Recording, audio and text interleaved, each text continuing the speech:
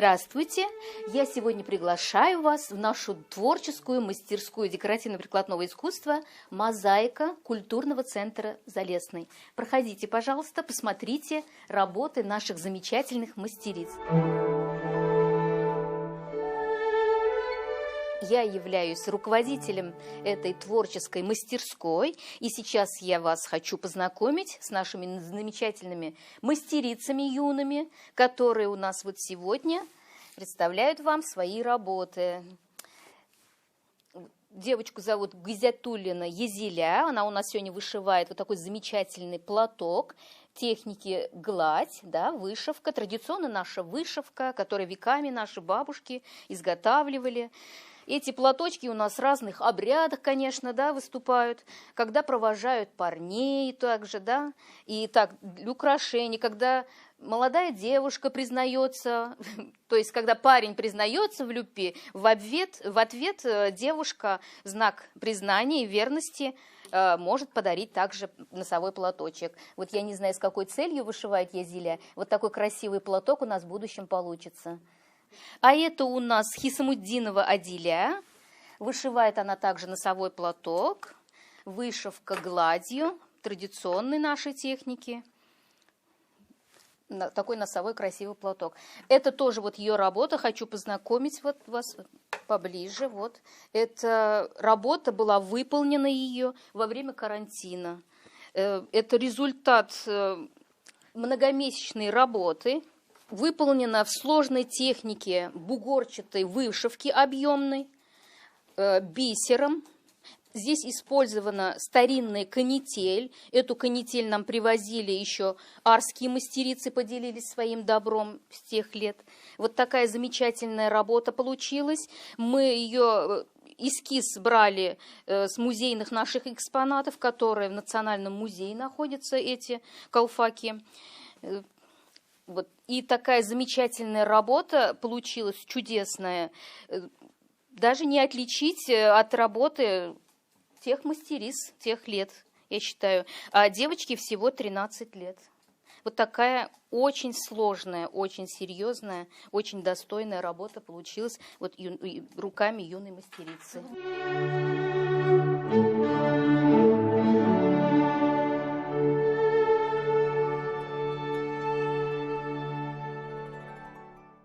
Впервые наша творческая мастерская декоративно-прикладного искусства была создана в 2011 году. Я сама поменяла место жительства, переехала в поселок Залесный и пришла в культурный центр Залесный и создала вот как раз творческую мастерскую со своим опытом, потому что я раньше работала и художником-оформителем, художником-рекламистом, художником-постановщиком, и весь опыт передаю сейчас детям, нашему объединению, нашему коллективу, нынче 10 лет уже. Студия декоративного прикладного искусства «Мозаика» в этом году получила очень достойное имя «Народный самодеятельный коллектив». И это не случайно, потому что уже в течение многих-многих лет они пропагандируют народное творчество, народное искусство. Именно через создание таких работ, как куклы, они прививают и детям, и взрослым любовь к народному творчеству. То есть они регулярно собираются, мастерят эти костюмы, вышивают их, то есть одевают кукол в традиционные народные костюмы народов Поволжья. И это очень замечательно, то, что таким образом мы можем и подрастающее поколение, молодежь прививать к нашим корням, знакомить с традиционным татарским, башкирским, русским костюмом. Вот за это время через нашу творческую мастерскую проходило много-много разных ребят, да. Хочется отметить, вот такой был случай, да, с Украины вот приезжала, вот были же там случаи, да, она переехала временно в Казань и тоже захотела заниматься творчеством, творческий человек, тоже занималась. Еще у меня были 2 девочки, вьетнамочки, которые жили в Туре, тоже приходили сюда заниматься. запомнила их даже фамилию Нгуен, вот. И они меня так интересно называли, они меня вот так вот дергали и говорили: госпожа учительница. Я говорю: как же, так было странно, я говорю: я не госпожа, обращайтесь по имени-отчеству. Они, конечно, не могли запомнить. Потом говорят: товарищ, учительница, вот так вот на следующий день приходит. Потом кое-как научились выговаривать. Такие замечательные были детки. Якутяночка у нас взрослая женщина, в социальном проекте «Жизнелюб» занималась. Я что хочу сказать, что люди разных национальностей занимаются творчеством. Они могут прийти и заниматься, пожалуйста, если им хочется свою культуру продвигать. Мы не против, мы изготавливаем с ними, наряжаем различные наряды, куклы народов мира, мы уже выставку делали, к столетию ТАССР, Татарстана, мы делали куклы народов Поволжья, где были куклы татарочки, конечно, да, наши башкирочки, да, соседние народы, были удмуртки, кряшины, чуваши, мари. И с этой выставкой обширной наша взрослая группа, наши жизнелюбы, скажем, сейчас они называются уже по-другому, они уже являются частью нашей творческой мастерской, вот как раз они получили звание народного коллектива. Хочу рассказать еще одну историю, очень интересную историю, связанную еще с одной работой НЖ, нашей мастерицы. Да. У нас проходил, это позапрошлом году было, республиканский фестиваль-конкурс, где со всего города съехались номинанты разных уровней, там вокалисты, хореографы. Мы тоже представляли свою работу и как раз к этому дню сделали обширную нашу выставку наших работ. Вот. Девочка, конкурсантка, была в простом наряде. Просто ей надо, увидев эти колфаки, наши головные уборы, мама захотела, говорит: а нельзя эту работу купить? Я быстрее звоню маме НЖ, значит, спрашиваю, я говорю: а можно ли, вот хотят купить комплект, вот головной убор? Она говорит: ой, сейчас спрошу НЖ, потому что НЖ у нас очень ревностно относится, да, к своим изделиям. Это тем более была ее первая работа, она ни за что не хочет с ними расставаться. Поэтому мама, уговорив НЖ, она все-таки согласилась, надели на ребенка, и ребенок получил первое место, стал лауреатом. И в итоге и ей этот образ очень вообще шел, да, очень понравился. Был образ полностью создан, да, тем более она пела татарскую песню такую красивую. Они захотели уже заказать этот комплект, так как НЖ не захотела именно этот комплект продавать. И они заказали, и НЖ выполнила точно такой же комплект для этой девочки. На заказ уже у нее выполнено несколько работ. Рюкзак уже своему руководителю театральной студии она вышила, да, в подарок. Потом несколько таких театральных сумочек, да, этих рюкзаков уже 3. Очень интересные рюкзаки, вот современные, да, вот татарский орнамент, вот нашей традиционной вышивкой, да, в технике бугорчатой, да, вышивка, можно, пожалуйста, использовать в современных изделиях, вот, пожалуйста, она и сама носит, да, иногда, когда в город, и в театр, когда, и маме она, по-моему, на 8 марта уже, на День матери тоже дарила различными вышивкой вот такие сумочки, уже были. Вот я горжусь своими мастерицами, я их так называю, юные мастерицы, такие трудолюбивые. Вот перед вами представлена наша красивая башкирочка, я ее называю гордая башкирка, очень нарядная, в красном платье, да, камзол традиционный, конечно, длиннокосая красавица со своим чулпе, да, серебряными. И, конечно, вот хочется отметить про этот нагрудное вот это украшение, которое и у татар вот есть такое, да, нагрудное украшение, изю. По-другому у них называется сакал, или вот борода, хакал они называют, да, в разных областях Башкирии. богато украшается серебряными монетами, вот какими-то старинными чулпе, здесь вставочки, бубенчики, и обязательно здесь применяется такая коралл, настоящий кораллами вышиваются, да. Украшения могли позволить не все. Это же были настоящие монеты, настоящие камни, настоящее серебро, и золото, и серебро было, да.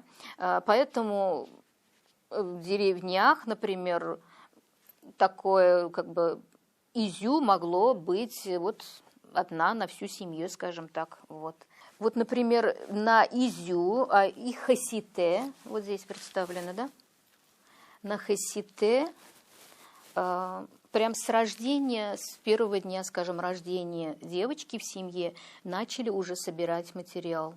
Монеты, камни, какие-то детали, например, сережек, чулпе, они уже убирались и потом постепенно нашивались на это хасите. Хасите надевается слева под правую руку, и в конце у нее может быть сумочка-каранница.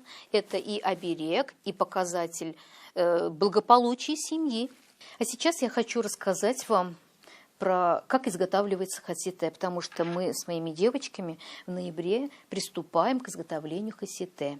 Они как раз сейчас собирают материал, который я им сказала принести. Вот. Здесь форма немножечко другая, это мне кусочек ткани такой формы. По размеру, давайте я на себе покажу. Вот. Так она одевается, сзади повязочка.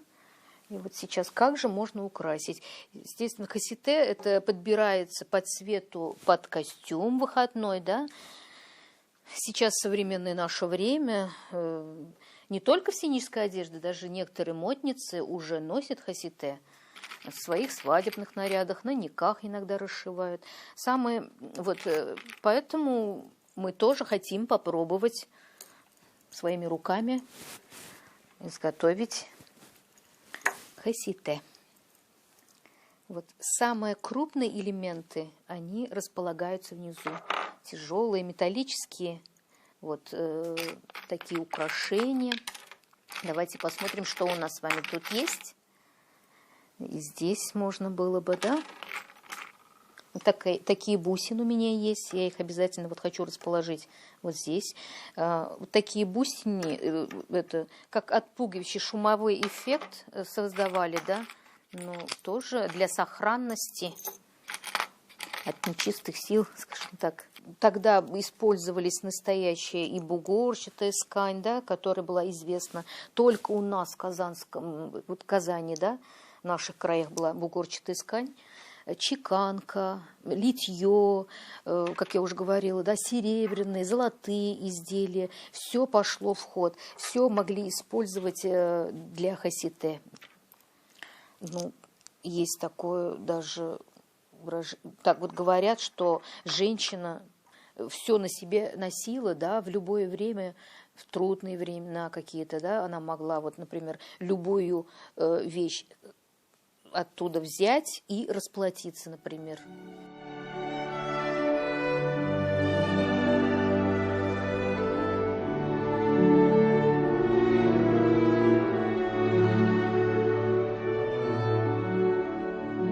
Внутри нижняя сорочка, это платье ХБ. Конечно, у нас кукла перед вами сейчас нарядная. И да, здесь обязательно штаны, шаровары широкие. Они такие же были и у мужчин, скажем так, да? Такие же широкие шаровары. Штаны с широким шагом, так их называли. Аштан. Вот. Дальше у нас идет платье поверх, да, я уже говорила, она цельнокройные. Потом идет поверх камзол, жилет по-другому, да, кукрекще, изю, кукрекще внутри, изю и хасите. И у мужского костюма, и у женского костюма, в принципе, крой одинаковый. Это свободный крой трапециевидный, да, без разрезов. Внутри еще сорочка, это внутренняя рубашка. Здесь внутри рубашки разрез. И вот этот разрез внутри рубашки закрывается как раз таким матерчатой тканью, да, это внешнее изю, а там как бы внутреннее изю, но называется она кукрякще. Мы сейчас с вами можем увидеть вот настоящие кукрякще наших бабушек. Это вот такое кукрякще, видите, она тканевая. Здесь нашивалась, именно вот эта часть украшалась обильно вышивкой. Это и оберег, да, для женщины. Это и для тепла. Узоры, знаете, здесь и могли изображаться и мировое дерево, да, и птичье перо. Здесь вот такие круги, а круги у нас это солярный знак. Это относит нас еще к культуре кочевых народов, наших степных народов. Вот этот знак, например, это обозначает горы. Если просто вот горизонтальной линии – это земля, а здесь, возможно, они изображали это буйство цветущих наших деревьев, да? Это знак мирового дерева, древа жизни, скажем так.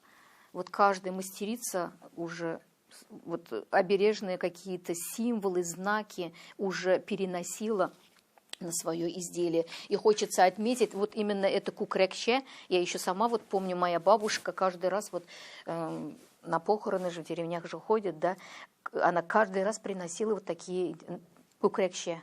Такие вот. Интересно было разглядывать их.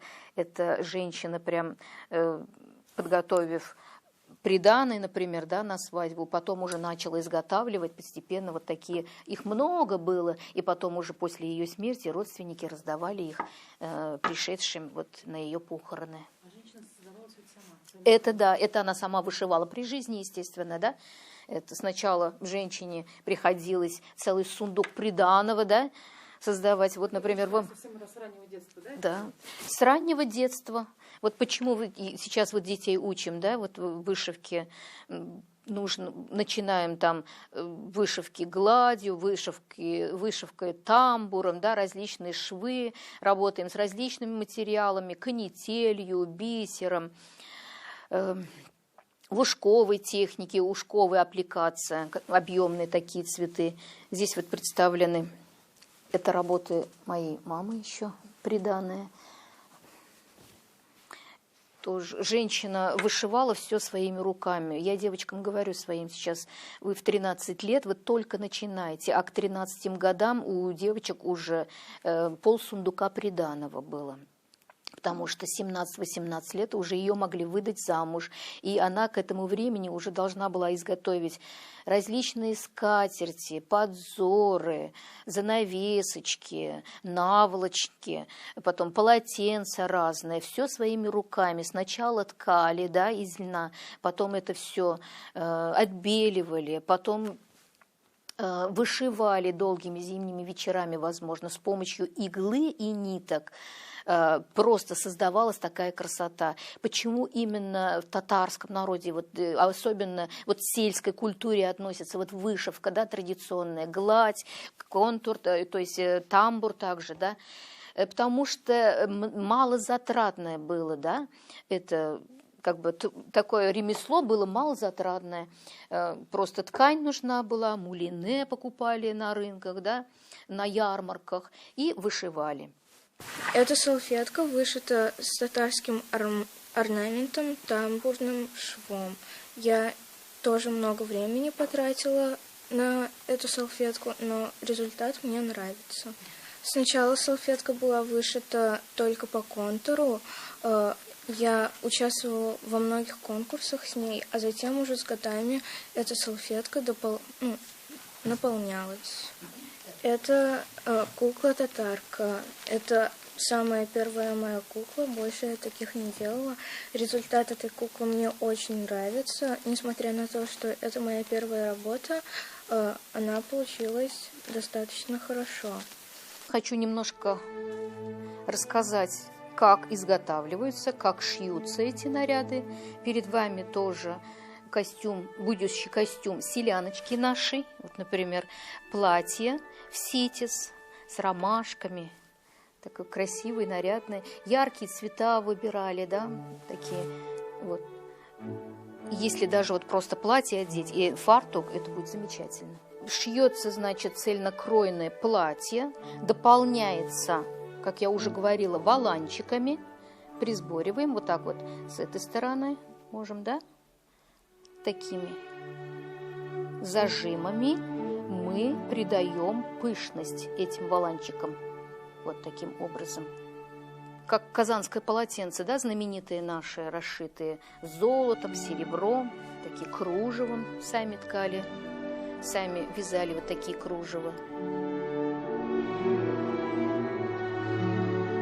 Это образ нашей царицы Сюмбике, Ханбике.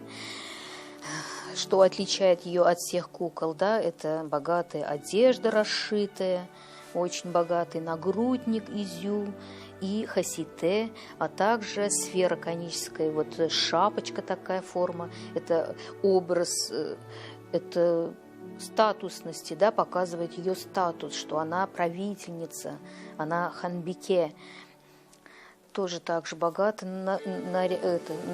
украшенная одежда, изумительные чулпы, бархатный камзол.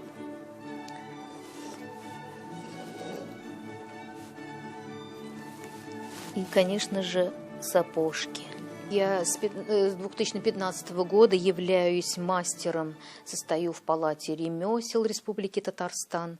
За это время много было выставок, фестивалей, ярмарок. Я всегда с удовольствием участвую на ярмарках, вношу на суд зрителей, скажем, свои изделия, свои куклы, с удовольствием куклы приобретаются. Вот смело могу сказать, что вот эти куклы татарочки и любые другие куклы, обереги также уже обошли весь мир, скажем так, во всех странах они разлетелись. Вот эти авторские куклы перед вами, да, они сделаны из натуральной кожи.